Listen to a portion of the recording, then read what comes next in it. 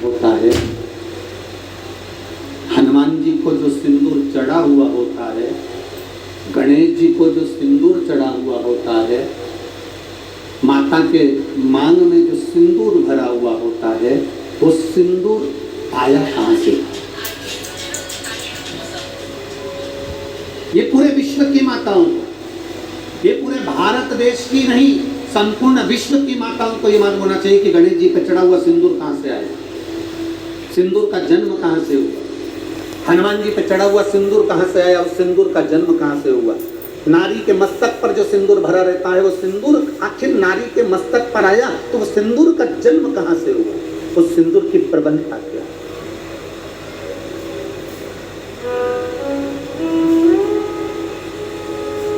उसको ज्ञान बोलना चाहिए। अब कल्प की शुरुआत है, और कल्प की शुरुआत में ब्रह्मा जी के मुख से एक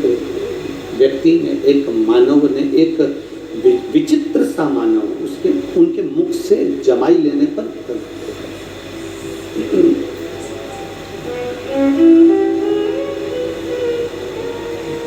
कौन हो तुम, हमें मालूम नहीं, क्या नाम है तुम्हारा, हमें मालूम नहीं, कहां से आए हो, हमें मालूम नहीं, हमें कुछ ज्ञात नहीं।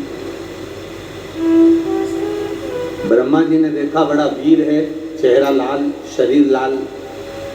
पूरा शरीर बड़ा वीरता का दिख रहा है और बड़ा प्रबल शरीर है, भुजाएं विशाल, शरीर विशाल। ब्रह्मा जी ने उसका नाम सिंदूर रख दिया। क्या नाम रखा? जम के बोलो जरा, सिंदूर। ब्रह्मा जी ने उसका नाम सिंदूर रख दिया। अब सिंदूर रखा तो उसने, ब्रह्मा जी ने प्रसन्न होकर उसको वर देना प्रारंभ कर दिया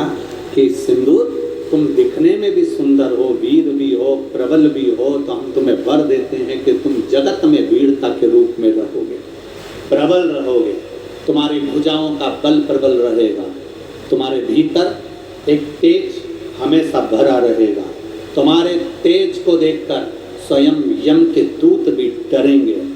ब्रह्मा जी कह रहे हैं तुम्हें बल इतना दे दिया, तुम्हारी मर्जी पड़े तुम वहां रह सकते हो, पूरी सृष्टि, पूरा ब्रह्मांड तुम्हारे लिए है, तुम कहीं पर भी अपना राज्य बसा सकते हो, तुम कहीं पर भी रह सकते हो, हमारा वर तुम्हें देते हैं, तुम कभी क्षय नहीं होगे, मरोगे नहीं।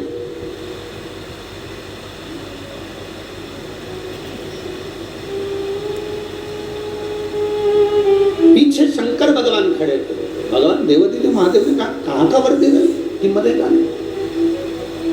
तो को अगर इसको ये बंदा मचाना प्रारंभ कर देगा, नहीं मचाएगा प्रभु। ब्रह्मा जी ने माना नहीं, शिव जी का कहना, तुम्हारी भुजाओं में बल रहेगा, तुम जिसको चाहो अपनी भुजाओं के बल पर तुम दमोच सकते हो, मार सकते हो, पीट सकते हो, तुम किसी को दबा सकते हो। बस सिंदूर को भर पर भर मिल गए ब्रह्मा जी के, इतने प्रसन्न, क्योंकि औलाद ब्रह्मा जी के मुख से जमाई करने पर, ब्रह्मा जी के मुख को बकासी आने पर, जमाई करने पर ये बालक निकला, तो प्रसन्नता, मेरा पुत्र है, मेरा बेटा।